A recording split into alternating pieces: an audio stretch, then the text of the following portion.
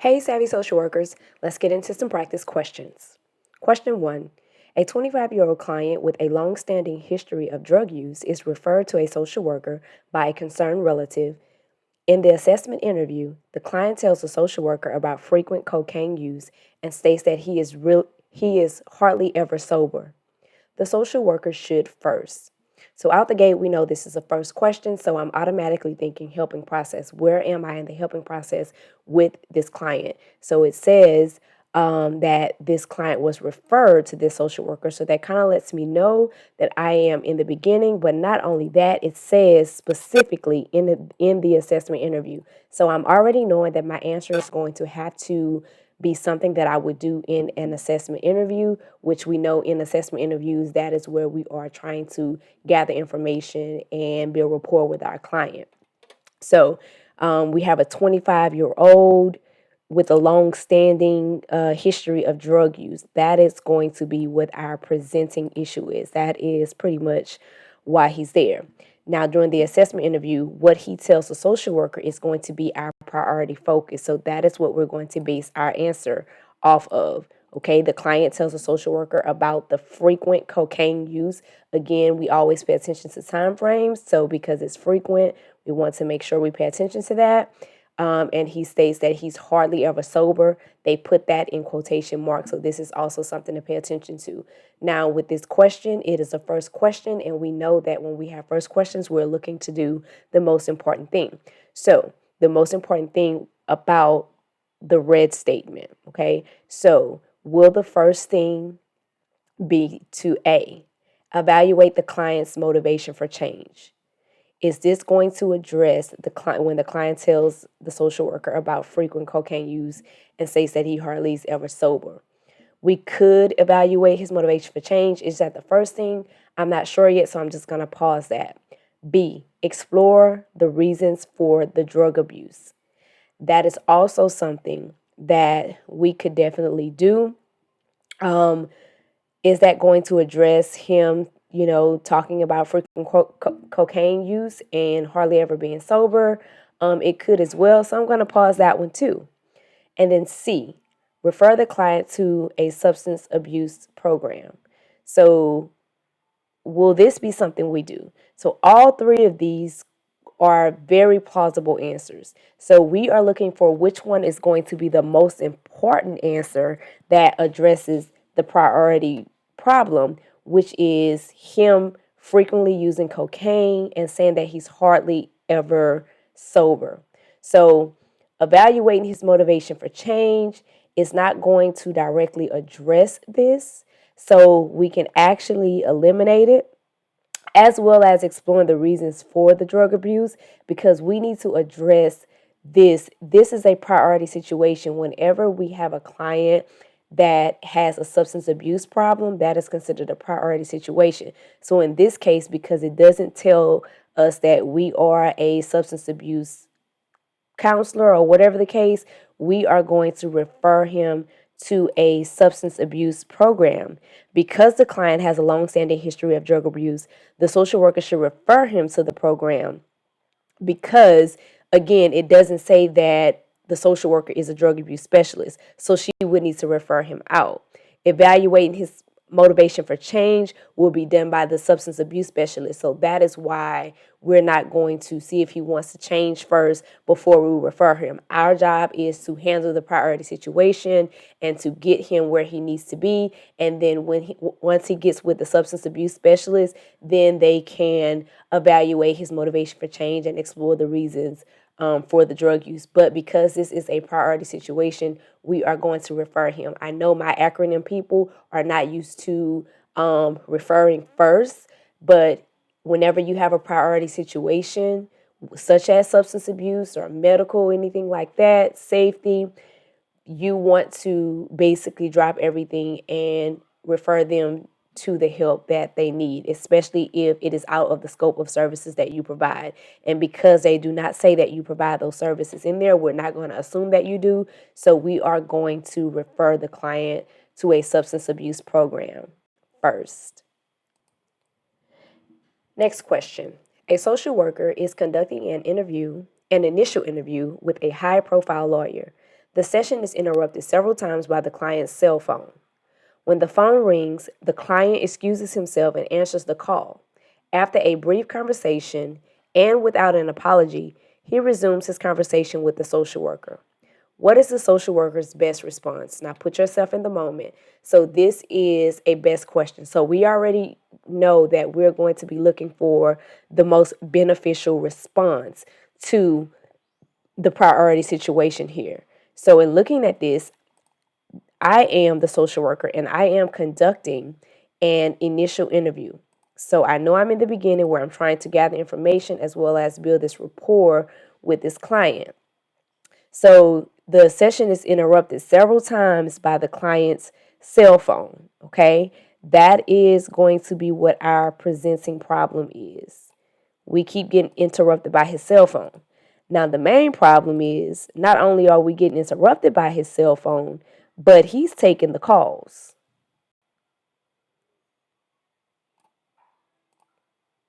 Okay? So when the phone rings, he excuses himself and takes the call. And after a brief conversation, he comes in, he doesn't even apologize. He just starts talking back to me. What is going to be my most beneficial response in response to the red statement here? Am I going to A, not acknowledge the interruption due to the nature of his career? Absolutely not. It does not matter if that he's a high profile lawyer and he gets a lot of phone calls. You are on therapy time, so we're not going to just not acknowledge. B, ask the client why he didn't apologize for the interruption. So this is more like a confrontation, and we are in an initial interview, and we don't confront our clients this early on in the process. We want to make sure that we are building rapport. So we're definitely going to eliminate this one as well. C, explore the client's perception of a phone call interrupting the session. This is definitely something we could do, but let's see what D says as well. D, ask the client to turn his phone off during sessions. Okay, so we could do C or D. However, I think keeping in mind where we are in the process, we're in an initial interview.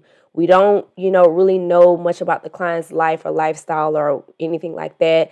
And so asking the client to turn his phone off could kind of rub the client the wrong way.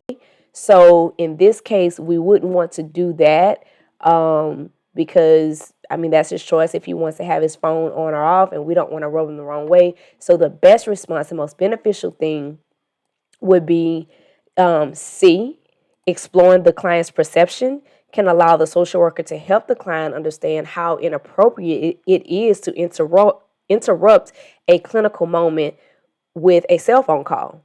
While the social worker should eventually ask the client to keep the phone maybe turned on silent or turned off during sessions, the most beneficial reaction should not be a direct approach during the beginning phase of the helping process. So maybe sometime down the line, you can, after the rapport is built, you can, say, hey, just are you able to, maybe turn your phone off or on silent during our appointments, or whenever you know that you're coming in for an appointment, something of that nature. But just coming at him direct in the initial interview and saying, hey, can you turn your phone off during our session? That is too direct and can rub the client wrong and will not be good for the therapeutic relationship. Next question. A social worker is working at a community mental health center with adult sex offenders. When meeting with the client, the social worker finds himself unable to be sympathetic or empathic. The social worker realizes that his intense feelings are not changing. After a month of discussion on this issue and supervision, there is still no improvement. What action should the social worker take next? All right, so we have a dilemma here, and so we know that with dilemmas, we're looking at best practices. So this is a new social worker, so let's just kind of keep that in mind. I'm working at a community mental health center with adult sex offenders. So when meeting with the client, and let me go ahead and put an S here. So when meeting with the client, the social worker finds himself unable to. This is where our presenting problem is going to be. Because he's like, when I meet with these clients, with these sex offenders, I can't be sympathetic or empathic with them. So the social worker realizes that his feelings are not changing. So he goes to supervision. And after a month, there's still no improvement. That's where the main problem is. After a whole month of supervision on this issue, there is still no improvement. So what should the social worker do next? A, discuss the feelings with a colleague without providing identifying details. Well, you've already been in supervision discussing it with your supervisor, so it's not really necessary for you to go and discuss it with a colleague. B, explore whether this area of practice is appropriate for the social worker. This could definitely be something that the social worker could consider. Is that going to be the very next thing that's going to address this issue at hand? Let's just pause it. C, ask to have the client transferred to another therapist. Okay, so either we can explore this area of whether or not this area of practice is appropriate for the social worker, or we can have the ask to have the client transferred. So the priority problem here is that these intense feelings are not changing towards these clients, and you've already went to supervision, and there has been no improvement. So the next thing that the social worker would want to do that addresses this is request to have the client transferred to another therapist who might better handle the situation and be able to work therapeutically with the clients. After which, then we can possibly do B, but we want to do the very next thing for the situation. So if you're picturing this situation live, the next thing you would want to do is not go and explore whether this practice is appropriate for you, because that means you're still going to be working with the client. So we always have to, best practices is always keeping our clients, what's best for the clients, at the forefront. So let's have this client transferred, and then after that we can explore, this might not be the right job for me. This might not be the right clinic for me, or wherever the mental health center, I might not need to work here. So the next thing that you would do is just ask to have the client transferred to a therapist that can better help the client, because this will be for the benefit of the client. Also keeping in mind that you're a new social worker. So, you are realizing, what are your areas that you're competent and experienced in and that you feel comfortable in. So that also comes into play here as well. So being a new social worker and learning that, hey, this may not be the area for me. Let me transfer this client, and then I have some other things that I may need to reconsider. All right, next question. So just a reminder, I wanted to make sure that I forgot to say at the beginning of the video, just make sure that y'all, as y'all are going through these questions, that y'all are pausing once the new question come up and trying to answer it and work through it yourself first. And then after you get to your answer, then unpause it and walk through it with me and see if we got the same answer, if we have the same thoughts, rationales, things like that. But try to answer it on your own first before just watching the video thoroughly, unless you're driving or something like that. But otherwise, try to pause it, see what you come up with first, and then continue the video and see how that works out. All right, next question. A client who has been in individual therapy wants to bring her children for therapy. If she agrees to see the children with their mother, the social worker should first. All right, so this is one of those short questions. And so basically we just have a client who's been having individual therapy, now wants to bring her children in for therapy. Okay, if the social worker agrees to see the children with their mother, what's going to be the first thing she needs to do? Because now the mother wants to bring her children in for therapy. Is the first thing going to be change the unit of treatment? That's plausible, so we're going to pause it. B, provide informed consent. That's also plausible, so we're going to pause that. C, talk about the risk and benefits of family therapy. So in this one, this is also a good one, but is this going to be the first thing? When I look at these, I'm saying, okay, so this is good, but is this going to be more important? Because remember, first means most important. Is talking about the risk more important than providing informed consent? I would say no. So that's what would help me to eliminate this one, even when we have all good answers. You can also do the same thing here. Is changing the unit of treatment more important than providing informed consent? In this case, I would say no, because I know informed consent is whenever you're bringing anybody new into treatment or you're treating anybody new. Informed consent is one of the first things we do. So we would want to provide informed consent and get their consent before we start changing units and all these other type of things. All right, refer the daughter to an individual therapy. So I'm assuming that this should possibly be children. So yes, refer the children to an individual therapist. So in this case, the client is wanting to bring her children in. So this is a request of the client. And so this is not something that we necessarily cannot do. But however, informed consent is crucial as it informs the client about the potential risk and benefits and alternatives of the proposed treatment. So it's like, okay, so now we're going from individual and now you want to include your children and make this a family session. Here are the risks. As long as you are informed about this, and also using this as an opportunity to provide alternatives to where one of those alternatives could be an individual therapist as well, another therapist for them to do the family therapy. So she can still do her individual therapy and then maybe referring them to a different therapist for individual therapy. For family therapy. But first and foremost, because this is the request and we are focusing solely on what's in red because she wants to bring her children in, we need to provide informed consent to let her know this is the ramifications of what you're asking. A social worker has been working with a client for 5 months. Near the end of a session, the client begins to cry and states, with a great deal of emotion, that therapy has helped him a lot.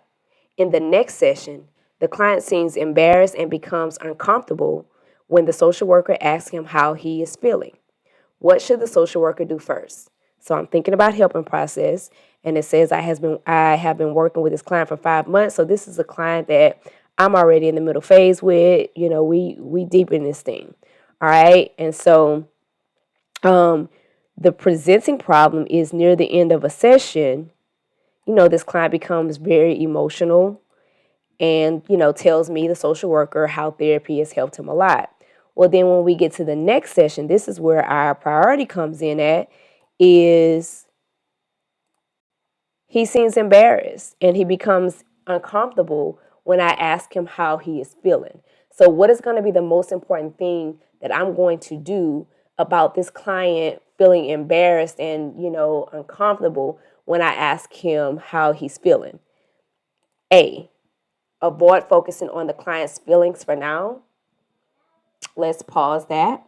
B, resolve the transference. Not first. That is not going to be the first thing we want to do. And C, discuss what happened in the last session. Okay, so we're looking for the most important thing. You've been working with this client for 5 months. Keep that in mind. This client has an emotional moment with you in the previous session. When he comes to this new session, he's embarrassed about it. And he's uncomfortable when you ask him, or when the social worker asks him how he's feeling. Are you going to avoid focusing on his feelings because he seems embarrassed and uncomfortable? Or are you going to discuss what happened in the last session? Okay. In this situation, so I broke it down the way I did intentionally because I want y'all to see this as a real picture. Okay. The social worker should use her therapeutic skills to emotionally support the client. So this client is feeling embarrassed and a little uncomfortable because he had that emotional breakdown. So emotionally supporting the client and helping him to talk about and understand what happened in the previous session and why he reacted that way, why he's reacting that way to what happened, would be an opportunity to help the client grow. So just avoiding focusing on his feelings would overlook that opportunity. Remember, this is a client. This is not a new client that you're trying to build rapport with. This is a client you're working with, and we're trying to help grow and reach their goals and all of these things. So the most important thing would be to discuss what happened in the last session. Let's process these emotions. Let's process this situation. Let's talk about it. Let's understand why you are feeling embarrassed and uncomfortable right now, and let's work through those emotions together. So that would be the first and most important thing to do, rather than just avoiding the client's feelings for now and moving on to something else, and this issue goes unaddressed. And so the client will probably not grow into expressing his emotions or that sense of vulnerability again, if you just kind of avoid it and not help him through it. So that would be why the answer is C. Again, I hope this was helpful for you.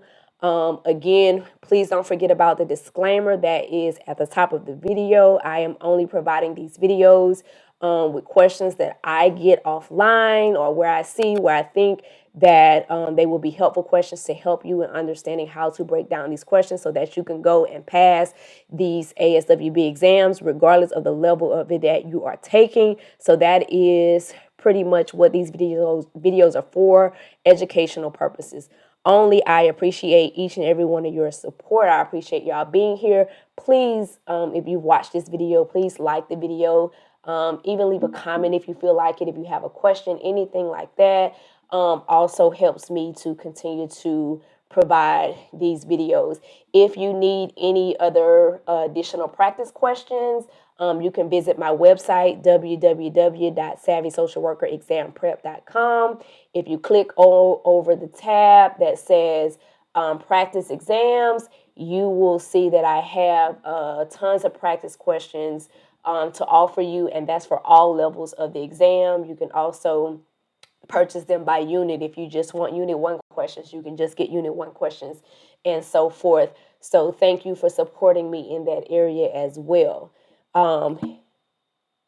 If you have any questions about this video, please drop them below. I do try to look at the comments as much as I can and respond. But other than that, thank y'all so much for being here, and let's continue to get those passes the savvy way.